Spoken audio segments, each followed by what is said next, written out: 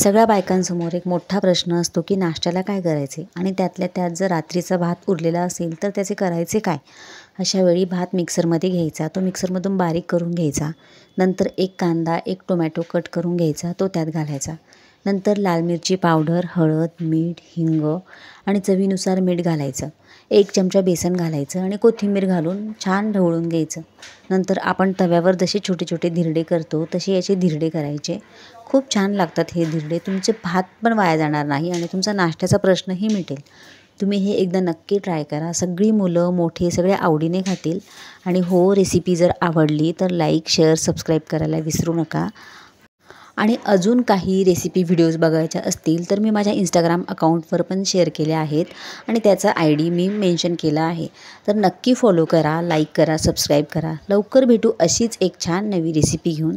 तोपर्यंत मस्त गरम गरम भाताच्या धिरड्याची मज्जा घ्या. बाय.